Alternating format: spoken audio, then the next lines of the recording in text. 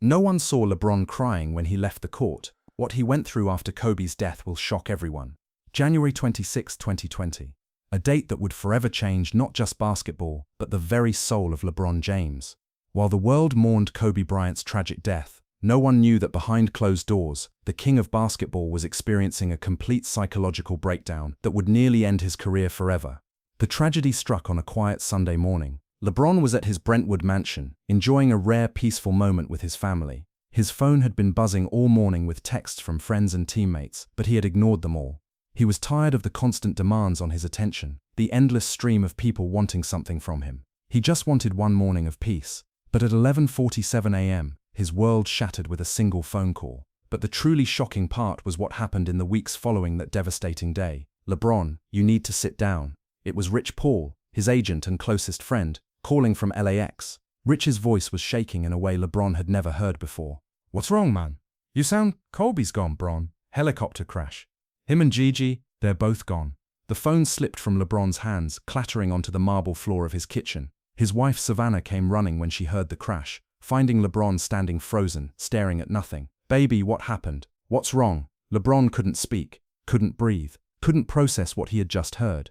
Kobe Bryant, his rival, his inspiration, his complicated brotherhood, was dead, and Gianna, the 13-year-old girl who carried all of Kobe's passion and dreams, was gone too. The Staples Center felt different that Sunday evening when LeBron finally arrived for what should have been a routine practice session. It had been exactly 72 hours since the helicopter crash, and every Lakers player was struggling to process the unthinkable reality. The building where Kobe had spent 20 years creating magic now felt like a tomb. But for LeBron, this wasn't just about losing a legend. This was about losing the one person who had truly understood the burden of being chosen. Kobe was the only other player who knew what it felt like to carry the expectations of an entire franchise, an entire city, an entire generation of basketball fans. That's when everything changed forever. As his teammates filtered out of the locker room after a somber, distracted practice, LeBron sat alone on the bench, still in his practice gear. His phone buzzed with the 100th condolence message of the day, but he couldn't bring himself to read another one. The weight of expectation, the pressure to be strong for his team, for Los Angeles, for the entire basketball world, it was crushing him in ways no one could see. The silence in the empty arena was deafening. Usually LeBron loved these quiet moments after practice, when he could reflect on the day's work and prepare for what was coming next. But now the silence felt suffocating. It felt like death. The Lakers team psychologist, Dr. Sarah Chen, had been quietly observing LeBron since the tragedy. She had worked with professional athletes for over 15 years, dealing with everything from performance anxiety to career-ending injuries. But what she witnessed in LeBron over those first few days would later become one of the most closely guarded secrets in NBA history. She had seen grief before. She had seen trauma. But she had never seen someone so completely hollow behind the eyes, while still trying to maintain the facade of strength that the world expected from them. "LeBron, can we talk?" Dr. Chen approached cautiously, her voice soft but firm. LeBron looked up, his usual commanding presence completely absent. The man who could control a basketball game with just his voice and body language looked like a lost child. "I'm fine, Doc, just processing everything." Dr. Chen sat down beside him on the bench, studying his posture, his breathing, the way his hands were trembling slightly. "No, you're not fine, and that's okay. What you're going through right now, it has a name." LeBron's facade cracked slightly, like a dam with a small leak that would soon become a flood. "What do you mean?" "It's called survivor's guilt, complicated by what psychologists term successor syndrome. You feel guilty for being alive when Kobe isn't. But more than that, you feel guilty for taking his place as the face of the Lakers, as the leader of this generation. Wait, you can't miss this detail." Dr. Chen noticed how LeBron's breathing became shallow when she mentioned survivor's guilt. She had seen this response before in soldiers returning from combat, in people who had survived accidents that killed their loved ones, but she had never seen it in an athlete dealing with the death of a competitor. "LeBron, when did you last sleep?" "Really sleep?" LeBron was quiet for a long moment, his eyes distant. "I haven't. Every time I close my eyes, I see that helicopter. I see Gigi. I hear the sound of the crash that I never actually heard but my brain keeps creating anyway. And then I hear Kobe's voice from our last conversation, and I keep thinking, what if I had said something different?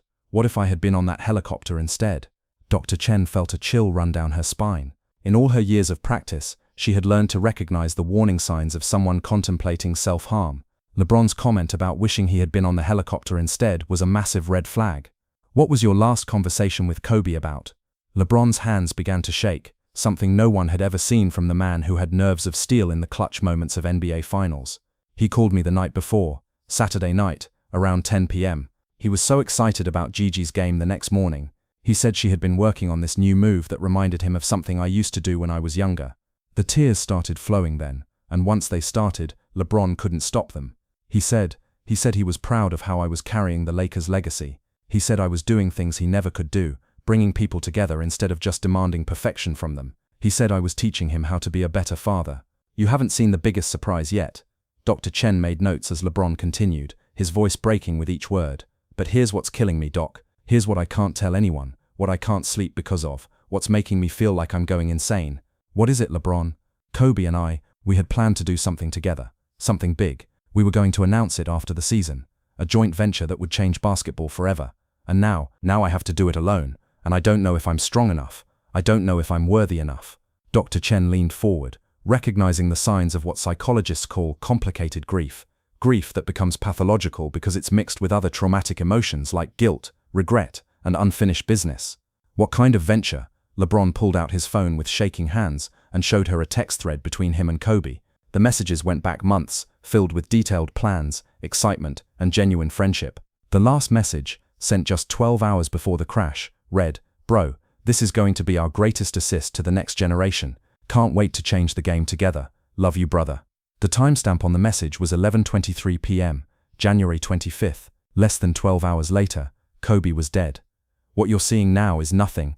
The venture they had planned was revolutionary, a global basketball academy that would combine athletic training with social justice education, mental health support, and entrepreneurial development. It wasn't just about creating better basketball players, it was about creating better human beings. Kobe was going to handle the technical basketball training, drawing on his obsessive attention to detail and his famous work ethic. LeBron was going to focus on the social impact components, teaching kids about community involvement, social justice, and using their platforms for positive change. "We were going to call it the Mamba King Institute," LeBron whispered, his voice barely audible in the empty arena. Kobe had already put in $2 million of his own money. We had found the perfect location in South Central LA. We were going to help kids not just become better basketball players, but better human beings. Dr. Chen realized she was witnessing something unprecedented, one of the strongest men in sports completely unraveling because he felt responsible for carrying on a dream that was supposed to be shared. "LeBron, what scares you most about moving forward with this project? What if I mess it up?" LeBron's voice cracked like a teenager's. "What if I can't do it justice?" Kobe was better at the details, better at the perfectionism. "I'm good at bringing people together, but he was the one who made sure everything was perfect. Without him, what if I fail and dishonor his memory? What if I prove that I was never worthy of being mentioned in the same breath as him?" You won't believe this. Over the next 2 hours, Dr. Chen witnessed something that would haunt her for years. LeBron James, a man who had faced down the pressure of eliminating games, hostile crowds in Boston and Cleveland, global scrutiny, and the weight of an entire city's championship hopes, completely break down. He told her about the panic attacks he'd been having during games, how he would have to excuse himself during timeouts to hyperventilate in the tunnel. He described the nightmares where he was playing basketball, and suddenly the court would turn into the wreckage of a helicopter, with Kobe and Gigi calling for help that would never come. "The worst part," LeBron said through tears that seemed to come from his soul, "is that I feel like I'm letting everyone down by not being strong enough. My teammates look to me for leadership, but I'm barely holding it together. My family tries to support me, but I can't explain to my kids why daddy keeps crying when he thinks no one is looking." LeBron described how he had started avoiding mirrors because he couldn't stand to see his own reflection. The man who had always carried himself with pride and confidence now felt like a fraud, like someone wearing a costume of strength that no longer fit. "Every morning I wake up and for just a split second, I forget that Kobe is gone. And then reality hits me like a truck, and I have to decide all over again whether I'm strong enough to get out of bed and pretend to be the king that everyone expects me to be." Dr. Chen documented what she was seeing, a textbook case of complex grief combined with acute stress disorder. LeBron wasn't just mourning Kobe's death, he was experiencing a complete identity crisis about his role as Kobe's successor. The incredible truth unfolds. "LeBron, I need to ask you something, and I need you to be completely honest with me. Have you had any thoughts of ending your career? Or worse?" The question hung in the air like a confession waiting to be made. LeBron was quiet for a very long time, staring at his hands, at the Lakers logo on his practice shorts, at anything except Dr. Chen's concerned face. When he finally spoke, his voice was barely audible. "I've thought about both. walking away from basketball because I can't handle being the face of the Lakers without Kobe here to guide me, to validate me, to remind me that I belong in this conversation. And yeah, I've had darker thoughts too. Thoughts about how maybe it should have been me on that helicopter instead of him. How maybe the basketball world would be better off with Kobe still here and me gone. Dr. Chen immediately recognized the severity of what she was dealing with. This wasn't just grief. This was a man contemplating suicide because he couldn't handle the weight of living up to a dead legend's expectations. LeBron, I need you to make me a promise right now.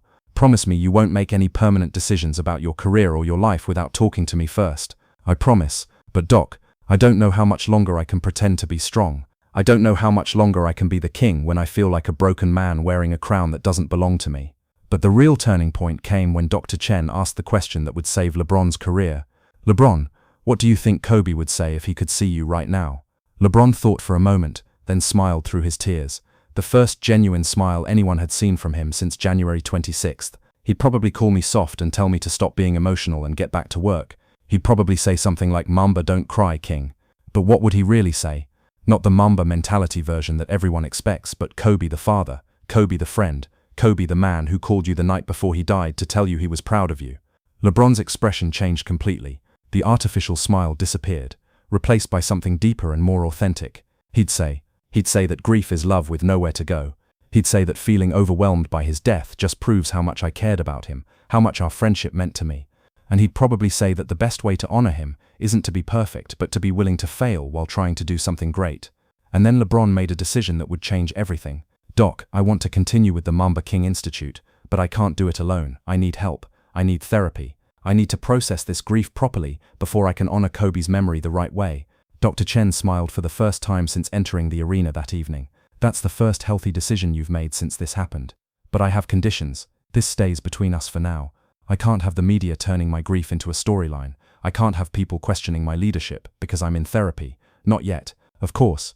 But LeBron, you should know that seeking help isn't a sign of weakness. It's a sign of wisdom. Over the next 6 months, LeBron entered the most intensive therapy of his life. He worked through his survivor's guilt, his fear of failure, his complicated relationship with being Kobe's successor, and his deep-seated belief that he wasn't worthy of the love and respect that people showed him. What the public saw was LeBron leading the Lakers to a championship and dedicating it to Kobe in one of the most emotional speeches in NBA history. What they didn't see was the man who had nearly quit basketball entirely, finally learning to carry on a legend's legacy without losing himself in the process. The miracle was just beginning.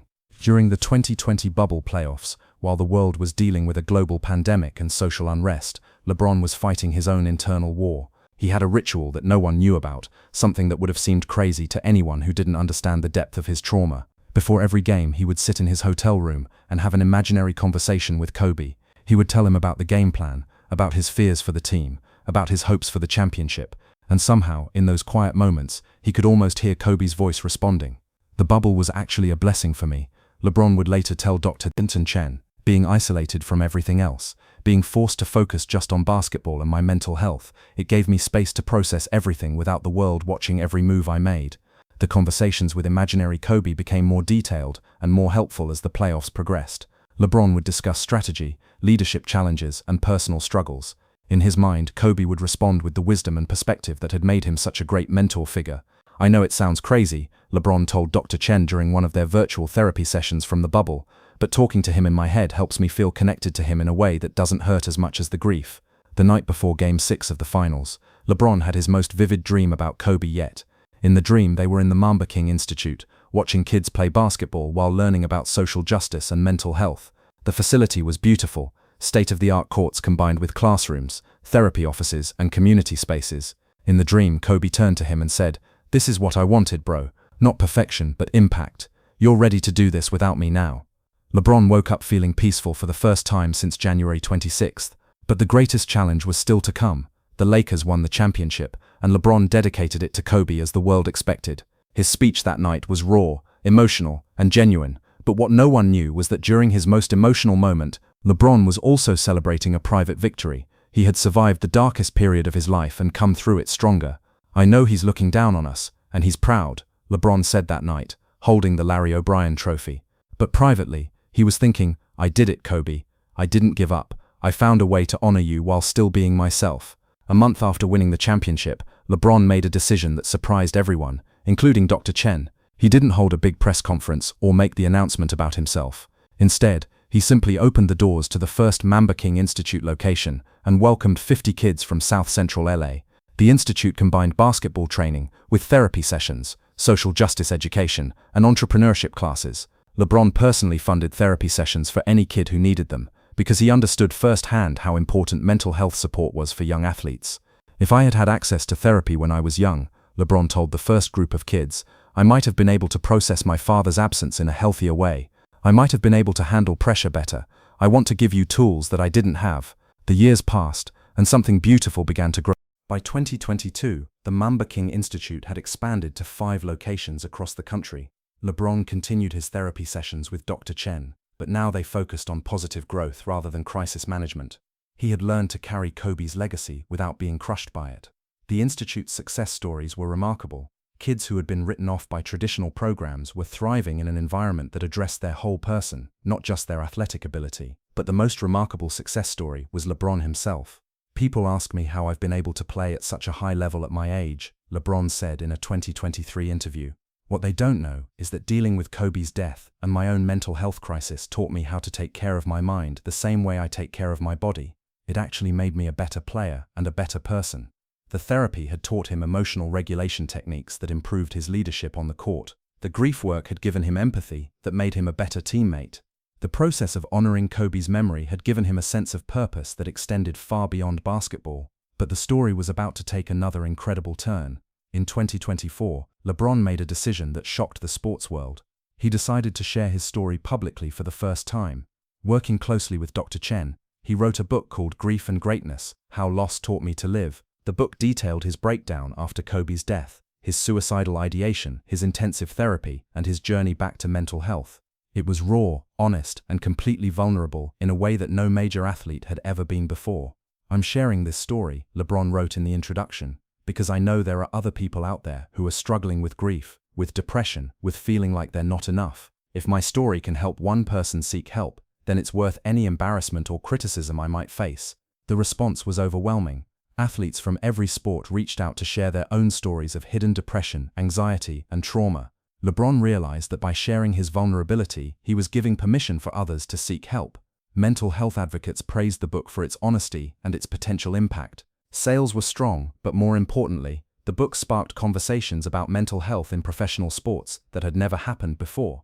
Kobe taught me the Mamba mentality, LeBron said at the book launch event, but his death taught me something even more important, that it's okay to not be okay, and that asking for help is actually the strongest thing you can do. And then came the moment that would reveal the greatest surprise of all. In December 2024, LeBron received a letter that would change his perspective on everything he had been through. It was from Gianna Bryant's best friend, a girl named Maya who was now 18 years old and playing college basketball at Stanford. The letter was handwritten on Lakers stationery, and every word was carefully chosen. Dear Mr. James, I wanted to thank you for the Mamba King Institute, but more than that, I wanted to thank you for being brave enough to share your story about grief and mental health. When Gigi died, I thought about quitting basketball forever. She was my best friend, my teammate, my sister, in every way that mattered. I couldn't imagine playing without her, and I couldn't understand why I was still alive when someone as special as her was gone. My mum heard about your program and how it helped kids deal with trauma. The therapy sessions you provided didn't just help me process my grief, they helped me understand that surviving doesn't mean I didn't love Gigi enough. They helped me realize that the best way to honor her memory is to keep playing, to keep dreaming, to keep being the strong young woman she always encouraged me to be. I know Gigi would be proud of what you and her dad created together. She got her wish in the end. You and Mr. Bryant did stop being rivals and start being partners, just not the way any of us expected. P.S. Gigi used to say that you were her dad's closest friend, even when you were competing against each other. She said she hoped someday you would realize that you were both trying to do the same thing, inspire the next generation to be better than you were. She was right, as usual. Thank you for showing us that it's okay to be sad, it's okay to need help, and it's okay to keep going even when it feels impossible. Love, Maya. Everything changed in that moment.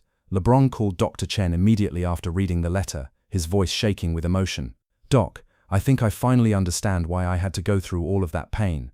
What do you mean? If I hadn't broken down after Kobe died, if I hadn't experienced that darkness, I never would have understood how important mental health support is for young athletes. I wouldn't have known how to create a program that actually helps kids deal with trauma. Dr. Chen smiled on the other end of the phone. So you're saying your breakdown was actually, it was necessary, it was Kobe's final assist to me. He couldn't teach me this lesson while he was alive, because he never wanted to show vulnerability, but his death forced me to confront my own mental health, and that gave me the tools to help thousands of other kids. The revelation that would shatter everything they thought they knew. LeBron realized that his darkest period had actually been preparation for his greatest contribution to the world.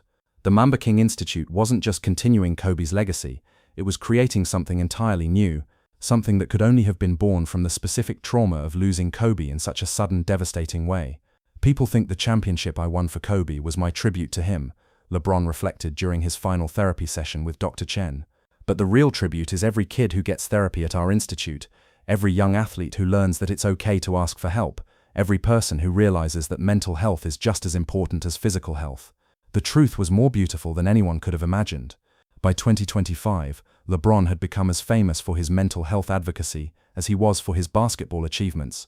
The Mamba King Institute had served over 10,000 young athletes, with a 95% success rate in helping kids process trauma and return to their sport with a healthier mindset. The institute had also become a model for other organizations. Professional sports teams started hiring full-time mental health professionals. Youth sports programs began incorporating emotional wellness into their training. The stigma around therapy in athletics was slowly but surely disappearing. But the most meaningful moment came when LeBron was speaking at a mental health conference in Los Angeles, and a young man approached him afterward. "Mr. James, I was one of the first kids in your program. I came to you after my brother died in a car accident, and I was having panic attacks every time I tried to play football. The therapy you provided saved my life. But I want you to know something else. My brother's name was Marcus, and he was a huge Kobe fan. I think he would have loved knowing that Kobe's death led to something that helped me heal from losing him." And then LeBron understood the cosmic justice of it all. Loss creates connection. Trauma shared becomes healing multiplied. Kobe's death had been devastating, but it had also created a ripple effect of healing that was touching lives around the world. LeBron started crying right there at the conference, but these weren't tears of grief, they were tears of gratitude. He finally understood that his breakdown hadn't been a failure, it had been a breakthrough. His vulnerability hadn't been weakness, it had been preparation for strength, the conversation that would change everything forever. That night, LeBron called his family together for dinner at their Brentwood home. His kids, now older and more aware of what their father had been through, listened as he shared the full story of his mental health journey. "Dad," his son Bronny said, "I'm proud of you for getting help when you needed it. It taught me that even strong people need support sometimes, and that's okay." His daughter Zuri, now 10 years old, added with the wisdom that only children possess, "And Daddy, you helped so many kids feel better. Uncle Kobe would be happy that his going to heaven helped other people not be so sad." LeBron's wife Savannah squeezed his hand under the dinner table. "You know what I'm most proud of? You didn't try to be perfect. You showed our kids that it's okay to struggle, and it's okay to ask for help. That's going to make them stronger adults." His youngest son, Bryce, who had been only 12 when Kobe died, spoke up. "Dad, do you think Uncle Kobe knew that dying would help you help other people?" LeBron thought about that question for a long time. "I don't know, son, but I like to think that somewhere, he's proud of what we built together." The moment that would define their legacy. LeBron realized that night that his greatest assist had never been on a basketball court. It had been showing the world that mental health struggles are universal, that asking for help is courageous, and that our deepest pain can become our greatest purpose. The Mamba King Institute continued to grow, but it evolved beyond just basketball. They added programs for kids dealing with grief, programs for young athletes with anxiety, programs for families navigating trauma together, and programs for coaches and parents who wanted to better support the mental health of young athletes. "Kobe was obsessed with perfection," LeBron said in his final interview about the subject. "But what I learned from losing him is that our imperfections, our struggles, our breakdowns, those are actually our greatest gifts to the world. Because when we share our pain, we give others permission to heal. The legacy that will last forever."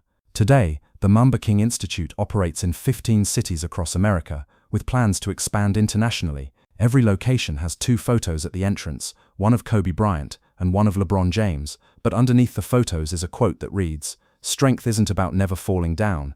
LeBron continues to play basketball at an elite level, but he says his real championship was learning to take care of his mental health. He speaks openly about his ongoing therapy, his continued grief for Kobe, and his commitment to showing young athletes that vulnerability is actually a superpower, the ending that no one saw coming. In 2025, on the 5-year anniversary of Kobe's death, LeBron did something unprecedented.